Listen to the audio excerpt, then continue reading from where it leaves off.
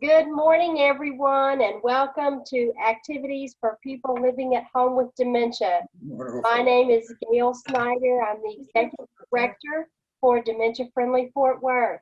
We are proud to offer this program with funding from the Area Agency on Aging and United Way of Tarrant County. These programs are recorded and are made available for future use through a YouTube channel. And today, Peggy is back with us after a couple of weeks of holiday, and we will be talking about art related to Happy New Year. Peggy, I'm going to hand it off to you. Perfect, thank you. All right, let me turn on the screen. All right, well, I know most of you, some faces are new. Martha, the Martha that's on microphone quiet. And John, I don't know if we've met before, but I'm Peggy. I work at the in the education department here at the museum. And That's so a cool job. Pardon me? It's a cool job. You know what? I love it. Each day is different and fun here. And so as Martha, who's with her little birdie, explained, Yeah. something new. And so the beauty of us doing these virtually is that I'm able to show you artwork that isn't on view right now because we can see them on the screen. We don't have to see them on the wall. So we're seeing a lot of artworks that aren't often on view, or if they've been on view, they'll be down for several years because they need a break from all the light. So without further ado, we are talking about Happy New Year. And man, aren't we glad to see 2020 behind us. I don't know about you, but I am. Yes. Yes. All right. So this is our first photograph, our first artwork of the new year, and it's an artwork entitled New Year's Eve, New York City. So what do we see? It's like everybody's kissing and hugging on at midnight. Yes. Yeah. Yeah. Street scene. A street scene. Yeah, really good, Yetta. Yeah, it looks like they just gathered to watch the ball fall. Yeah, if they're in New York, can you kind of said it? Do you know where in New York they are? The couple in the middle are kissing. Mm-hmm. Yeah, they're kissing. The other one right next to them is just hugging. Yeah. Any guesses where in New York they might be? They're probably They're in Times Square. Where? Did they have the ball in 1950? I don't know when they started it. You know what? I don't know. But it looks like I would think so. Gosh, I feel like the ball's been around for a long time, but I don't know for a fact. When did the New Year's Eve ball in Times Square begin? Oh. Times Square Ball was formed in 1907. So, yeah, Okay. you know. And I think it looks like most people's backs are to us, so they might all be looking towards that direction of, I think the ball is on top of this building right here. Yeah. We were there one year for that. It was, oh my God, it was fantastic. Was it fun? Really? Oh gosh, yeah. Oh, Was it crazy? Did you feel kind of like people everywhere, crowded just fun? I mean, it's just, oh wow. It's funny when So I was. far, I haven't forgotten that You experience. want it back? I love that. How special. When I was pulling these photographs and artworks for this talk, it was funny seeing so many people together What? and so close. And it made me miss doing these types of things, you know, just Yes. being in a big group of people and celebrating. It was kind of like a funny feeling I had when I saw this picture. Does anyone else kind of feel that way, seeing a big group of people together like this? Yes. I'm Is that always it? looking to see if it's a current picture or if it's an old picture to see if they're being masked or not, if they're compliant. Yeah, it's like longing for the good old times. Yeah. Yeah. That's right, Yetta.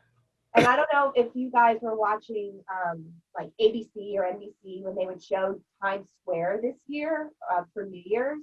It was almost eerie how empty and quiet it was.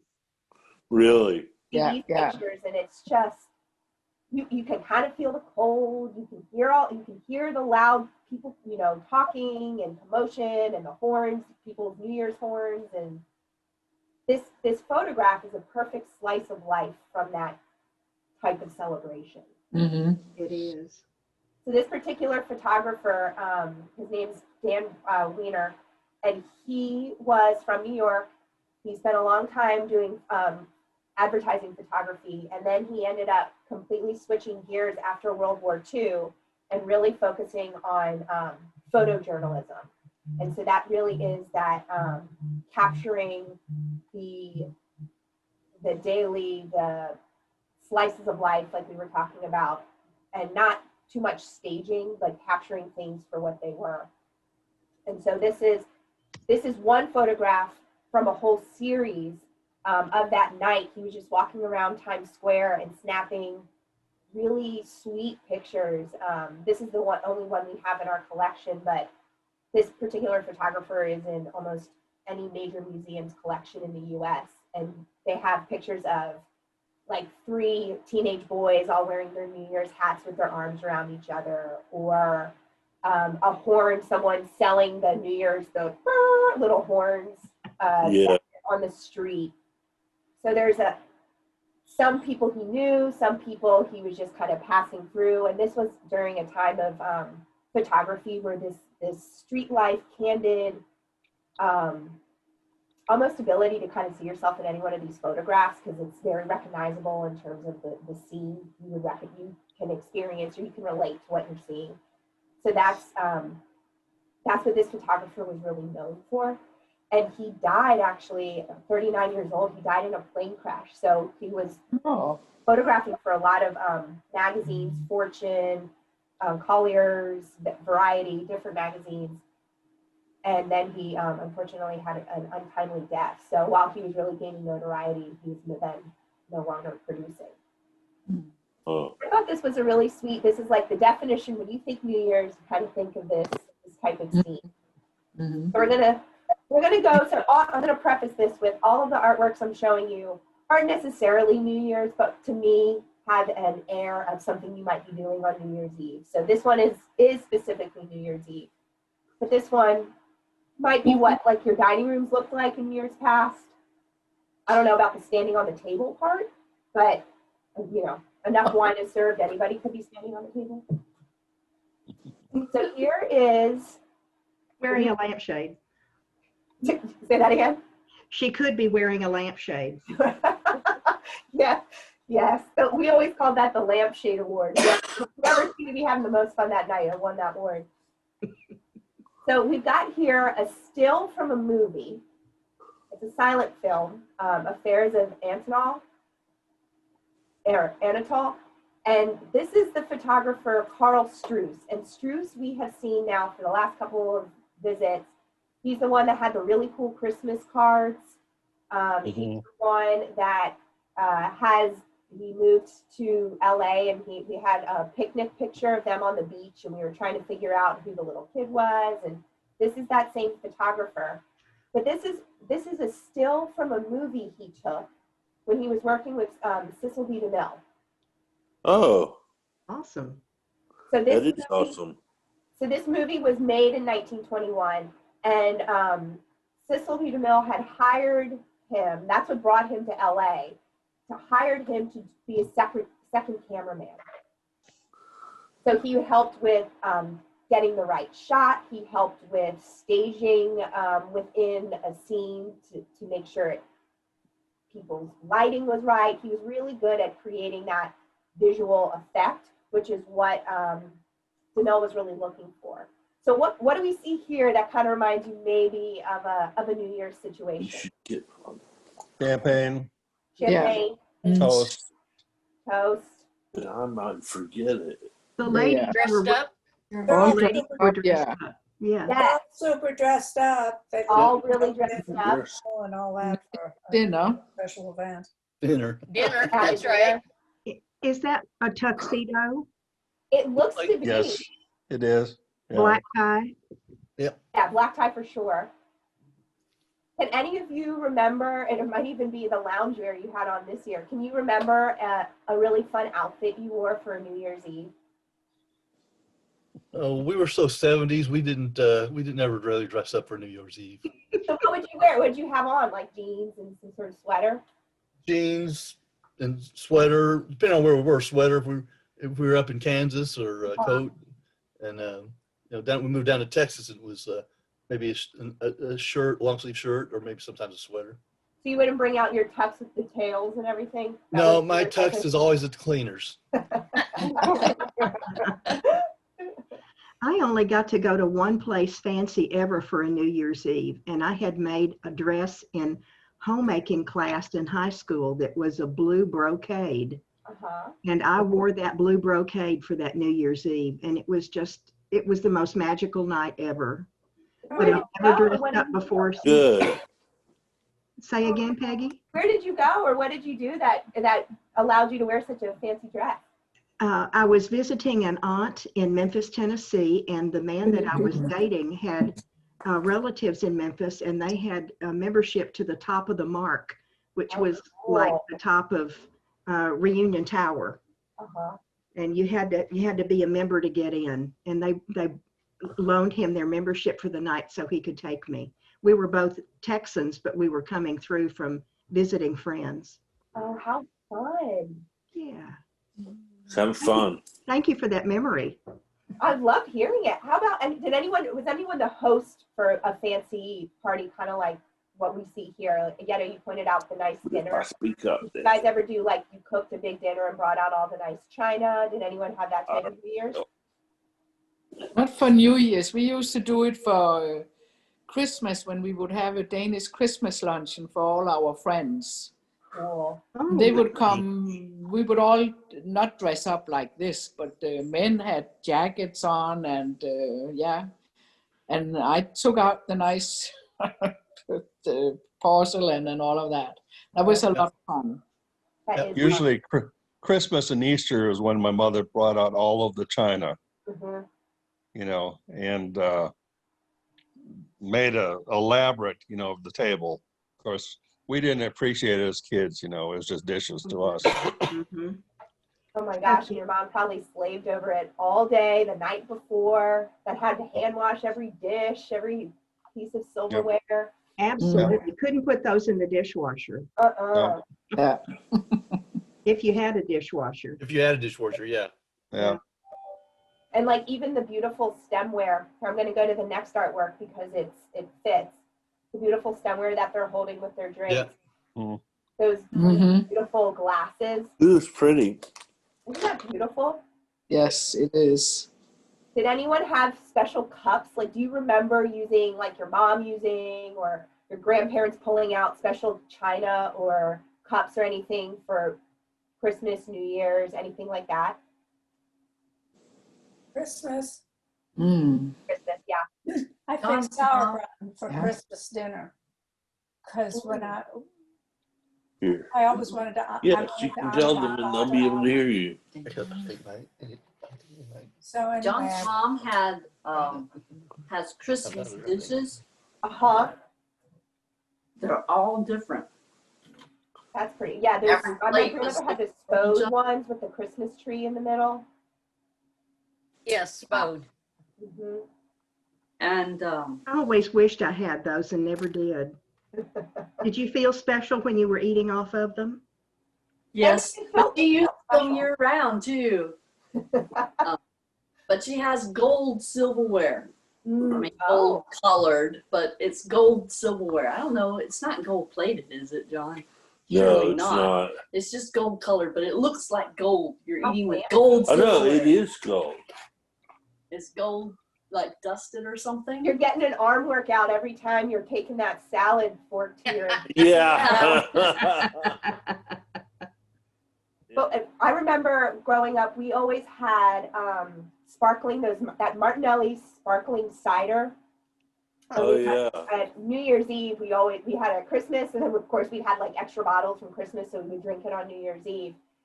And I don't know why my mom would I guess she really trusted us. We would use like my grandmother's nice glass cup champagne flutes. I don't know how they survived us. We were a rough bunch. And we would always feel so fancy drinking from it. That's one of my favorite things. Now, I feel like I would never trust my kids to touch anything like that. It would be shattered in like 2 seconds flat. Yeah. See, none of my family really had China. I think that we started using. First time I had dinner on China was when I was with Myra's folks. I think when we were celebrating Christmas or Thanksgiving. Yeah. Uh-huh. My brother and his wife got a lot of fancy things for wedding presents, and I can recall being at their house on Thanksgiving once, and she served water. She served water in her crystal, and she said, "Now these are $50 a stem, and if you break it, I'll let you pay for it." Gosh. I Oh, told that sucks the joy out of it. doesn't it? I told her I wanted a jelly jar. Take my water out and put it in a jelly jar. I don't want to be responsible. Oh, how funny. We didn't like her lot much then. Yeah, not getting off on the good foot, huh? Well, Well, this particular artist, I don't know if any of you recognize the name. His name is James Mcneil Whistler. Whistler's mother, Whistler. Yeah. Yep. Oh, wow, it is. Oh. So Whistler was a very, very famous painter, but he was also really, really a prolific etcher. And so during his 50 years of creating, he had made over 500 etchings in his lifetime. Mm. Oh. And this is the only still life he ever did. So How When big you is say Megan? etching, what is that? So the process is you're working on a wax plated metal sheet, and you can either, well, it depends. Wax plated is how he would do it, and you would carve into the wax to create the scene you want, and then you pour ink on it, and the ink pulls where the divots are, and then you press it, you roll it, and then you get the reverse of what you're seeing. So the wax repels any of the ink and water. Because we got a book going. Yeah. Mhm. And so some people carve, pour acid into metal. That's another way of doing etching. He would do wax and then carve in. So Peggy, how big is this etching? Oh man, you know what? And I wrote down every other size, but this one, and because I knew, Don, you love that, which everyone should love the dimensions. I don't know, but I've seen other etchings of his, and etchings aren't typically that big, so probably not much larger than a sheet of like computer paper. Okay. Yeah, they're usually pretty small, just because the amount of detail you want to carve into it. But yeah, so he was a really good draftsman, which translated really well for etching, and then he was a painter too, and so this is what put him really on the map. This is what he's known for. But most collections have a ton of etchings from him because it's just he was constantly producing. He used to do topographical maps too, so he was really good at drawing. Ooh, that takes a lot of patience. Mm-hmm. And steady hand, geez. Mm-hmm. All right, we're gonna move on to another thing. Again, it's not New Year's, but it reminded me of something you might see at New Year's. Huh. These little kids with their sparklers. Mm-hmm. Does anyone have any memories of you holding sparklers, or your kids playing with sparklers, or the plastic yeah. cans? Yeah. Yeah. Sure. That was always my favorite part of 4th of July. 4th of July, yeah. Yeah, why do you you swing them and make a circle. Uh-huh. why do you think he named it chicken feathers? If you look closely Yeah. at the There's- white Oh. grass at Yeah, the there's chicken bottom, feathers on the ground. they're all chicken feathers. So this particular photographer, his name is Keith Carter. He's still alive. He was born in 1948, and he's been producing for over 50 years. He has a really deep library of photographs. But he was he received a couple of grants that allowed him to photograph in very poor Black neighborhoods in different parts of the country. So that's a common theme in his artwork. And a common theme in his artwork was animals. Because he read, so he's a Texan, he lives in Beaumont, and he read something from a Black author from UT. And in it, he was talking about this mythology that people can come back as animals in your life. And he really loved that notion. So a lot of, like, you know, Martha, your bird might be a past friend that's now with you again. So he really loved that idea. And so a lot of his artworks either directly or indirectly relate to animals. So these chicken feathers here might be that nod to that mythology he really enjoyed. I'm going to have to leave, folks. All right, See you bye, tomorrow. Steve. Bye-bye. Bye. Bye-bye. All right, bye-bye. Bye, Steve. Have a good Bye. day. So Peggy, I mean, coming back as an animal is like a Hindu belief. You know, I think, I know you're right, it's Hindu, and I know with the caste system too, people work their way up or down. But I think a lot, like American Indian mythology has a lot of this, people coming back as dogs, or people. Okay. So I think universally there is a lot of people subscribe to that notion that, you know, I know blue jays and cardinals are two birds that a lot of people assign past, you know, like someone who's passed to. So there's something very relatable in that mindset, which was part of what he was really interested into, was creating. He was a photojournalist as well. He did very little staging. It was things he would often come across, or, you know, these kids, I don't think he staged. It was more like, oh, our picture's being taken.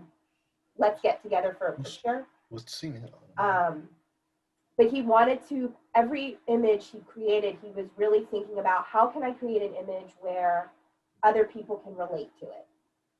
So it's not necessarily the specificity of the image, more of the feeling or the relatability that you're pulling from it. So I think it's safe to say you may have some sort of memory, whether it's 4th of July or New Year's, where you can relate to being with siblings or neighbors or cousins, and you're running around with your sparklers. Yes. In whatever outfit you decided to dress yourself in that day. Yeah. This might have been Halloween. Yeah, that's what I was thinking. Sprinklers. It's probably New Year's Day. It I don't it know. doesn't say in our catalog. It doesn't say the month it was taken or what event it might have been. So all of these guesses could be. Well, when I was growing up, I lived in South Carolina for a while, and fireworks were legal all year round. So there was you didn't have to have much of a special occasion to break out the sparklers. Yeah. It looks like it's probably summer according to that tree through the window. Mm-hmm. Oh, it's down That's south. a really good notice. I mean, that detail. That's very true. And yeah, you can't see their faces too well. So again, it kind of contributes to this. I don't necessarily need to know those people, but I know the life that they're living, or I know that experience that they're having. The person doesn't matter so much as the overall feel. The everyman experience. Exactly. Martha, did you say that? That was the everyman experience. Yeah, that's great. But you know, something that all these kids have new, clean shoes on, so they're not in their 10% battery. Yeah. Oh, what a good detail to notice, Don. Yeah. Now, one of them's wearing flip-flops. Yep, I see that too. I didn't notice it until you said shoes. Socks. Bone socks, is that what you said? Wool socks, keep my feet warm. I hate shoes. I never understood at the beach when people would show up to the beach with tennis shoes with socks on. The claustrophobia I would get for sand in your shoes. I hate sand. But this particular photographer, you know, and I don't know where this was taken. There's no record of it, at least in our holdings. But he's from East Texas, and he actually teaches at Lamar University, the photographer. So Texas is huge and there's a lot of places, so I did not know anything about Lamar, but it's in Beaumont, and so he lived there for a long time too prior to teaching, and so that he was really interested in capturing the scenes in that part of the world. So a lot of his artworks and photographs are of these similar types of scenes, people, mostly people with animals, people doing their day-to-day.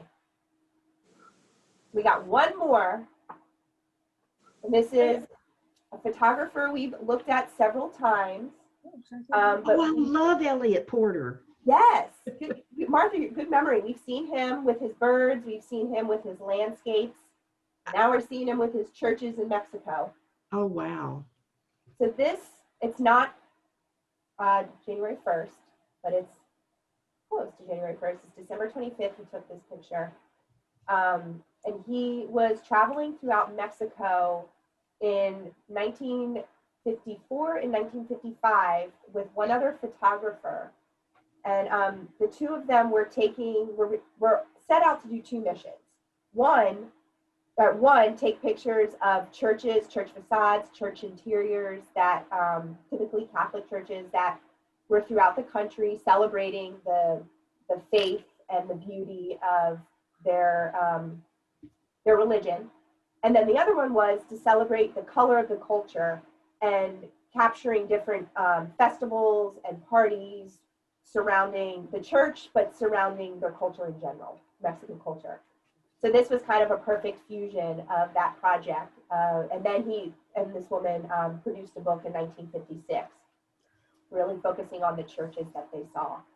And so this picture is in that book, but it's of a church, and it's fireworks for December 25th. So they were able to, and it looks like, again, a bunch of people gathering, which is so fun to see these days, but a bunch of people gathering to celebrate. Do you notice anything else strike you with this photograph? Well, the scale of it, based on the people, it looks like it's a pretty substantial church. You're right. Yeah, it does look big. This is The time lapse. fireworks are being set off from the roof. Mm-hmm. Yeah. And I heard someone say time lapse. I don't think it was time lapse in the same way we're thinking of it now. I think he had his shutter speed on very slow. Yeah. So it just registered as if it were a time lapse, but it was just taking a long time for that exposure to stick. Okay, Yeah. that makes sense. And Don, for you, this picture is 10 inches by 7 inches. So it's Excellent. Thank Thank you. you. Noted. And the picture before of our friends with the chicken feathers, that was 15 by 15. So Okay. And what is dye imbibition print? So this is a photographic printing technique, and it's typically used during this time of the world for color printing. So it's kind of a complicated process to explain, but boiled down, you print in one color at a time. So you would print all the cyan, you would print all blue first, and then you go back and you use the dye that would print all red or yellow, and so you're layering on the colors of the printing process. Wow. You can start to control how much red you want it to make it look a certain way, how much blue you want it to make it look a certain way. So this was, Elliot Porter was really, really good at developing in this particular method. Any chance we'll have an exhibition of his anytime soon? We had one in last December, so 2019 into 2020, of his birds. Mm-hmm. And that hadn't been out since, I believe, 1999. And so I don't know of any plans of a solo exhibition for him coming up here, but we have photographs and works on paper that rotate every 3 months because of that, like I've talked about before, that needing to rest the artwork. So I don't know if any porters are coming out. They're not in the next rotation, but there might be some after that. So Good deal. it's always a surprise when you're in the galleries. You're like, when did that go up? Yeah.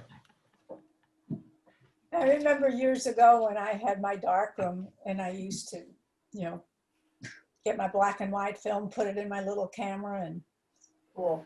develop it. Did you ever develop color prints? Huh? Did I you did develop color black prints? and ever? white. I did black and white. I didn't mess with color.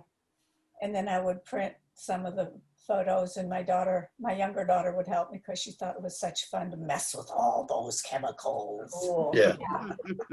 Oh, but I loved it. And then, everything changed. Technology changed. And, The printing, yeah. That's interesting you say that, Paulette, because a lot of the photographers we looked at today either worked with their parent who really enjoyed photography, and that's what turned them on to photography. And then they later worked with their children who were interested in photography. So a lot of these, and not just this session alone, a lot of these photographers were introduced to photography through their parents. So it's really, that's special that you and your daughter were able to have that connection. Cool. thank you. It was. All right, folks, that's all I got for you today. Oh, Well, thank you. Oh, no. Thank you. Yeah, thanks for having it. Of course, I'm glad you guys are here. We had a good group today, and Gail, I didn't look ahead, so I have no idea what we're doing next week. So let me see if I can help you out. Fly blind every time, guys. I used to work in the printing industry, and we called that CYMB Yeah. because it's cayenne, yellow, magenta, and black. Or yeah. Yeah. I'm sure that the registration was right, or you would see the little edges of the color. You've probably Yeah. seen and stuff like that where you got a yellow or a cartoons. halo around stuff. Yeah. Cartoons do that. Mm-hmm. They're not Right. perfect. My grandfather was a guard at the St. Louis Art Museum, That's which cool. was built for the World's Fair to celebrate the 100th birthday of the Louisiana Purchase. Very cool. So That building is beautiful. my favorite thing to do was go to the art museum because I wanted to see the mummies. Somebody had unwrapped a part of the mummy, and his big toe showed, and I always went. I love that. I worked at the Denver Art Museum for a few years, and they had an Egyptian collection as well. And when you, all of the floors really, because there's so many ghost stories, but when you would go into the collections alone and the lights were still off, like sometimes you were cutting through in the morning, nothing freaked me out more than the Egyptian one and the colonial furniture one. Really? Yeah. Yeah, Yeah. I wasn't born on Halloween for no reason. Yeah. Put you in an art museum, and I'm sure you will see so many different ghosts.